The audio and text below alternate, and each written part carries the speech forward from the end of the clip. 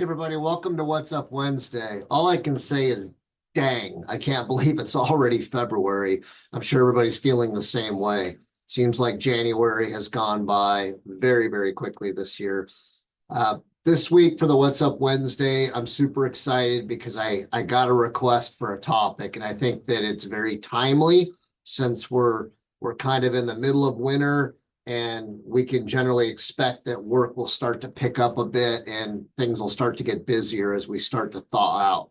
I know we're not thawing out in February, but we're halfway through winter almost at this point. So the topic this week is interviewing for a safety job. And again, I think it's a very important topic. I know that I have covered this topic in depth in years past, but at the same time, it's been a while.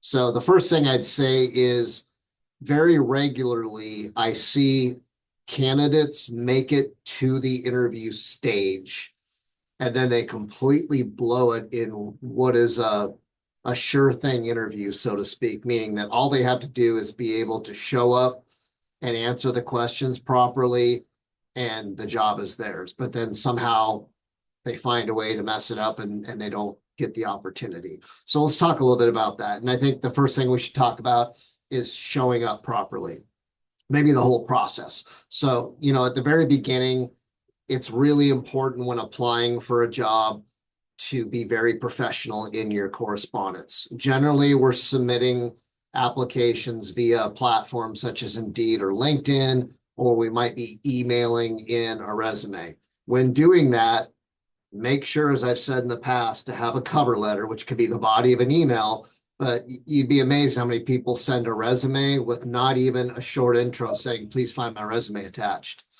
Send an email that's tailored to this job opportunity. That will give you a much greater opportunity of getting a possible look in an interview. Secondly, when you've gotten to that point where you've been requested for an interview, which generally today are going to be a video interview, at least the first one, make sure that you are ready to go. Make sure that your technology, Zoom, Teams, whatever you're using, make sure it's working properly. Restart your computer so that there aren't any glitches. Your camera works, your audio works. Check everything. Number two, make sure you're dressed appropriately.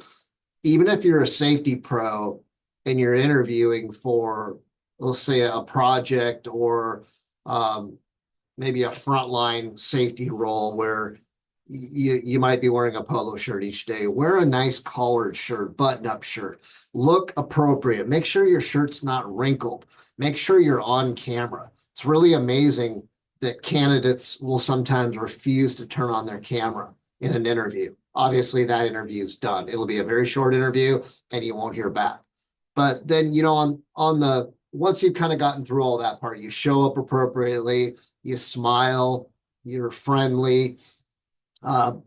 There may be some nerves. And the best way to get over those nerves generally is to ask a question or two of the interview team just to kind of lighten it up, because that'll make you feel more comfortable. It may sound funny, but trust me, it does work.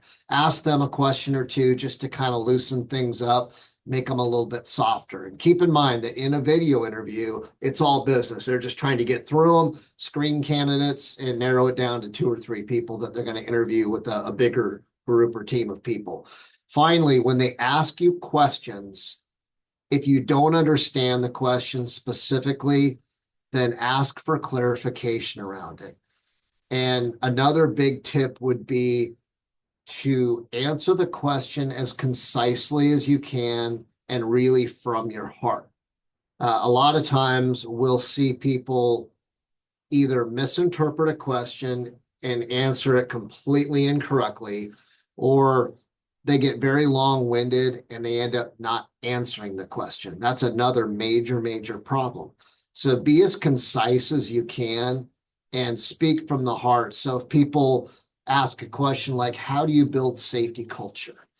I think there are a million ways to answer this question, but I think the most important thing is to come from the heart. So if I'm answering that question, I'm going to abbreviate this very much, but I would say, well, culture is about people. Culture is about norms. It's about values.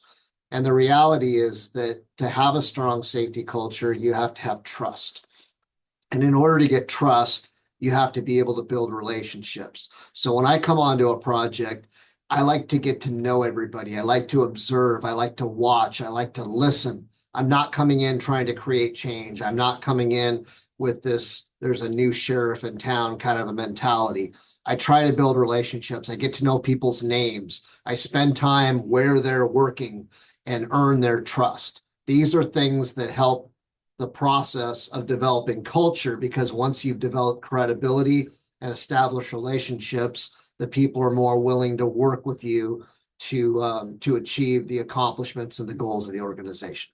So there's an example of really talking from the heart. And I think that's important. And again, if somebody doesn't know, if you don't know the answer to a question, don't try to fool the interviewers by making something up. They'll read right through that.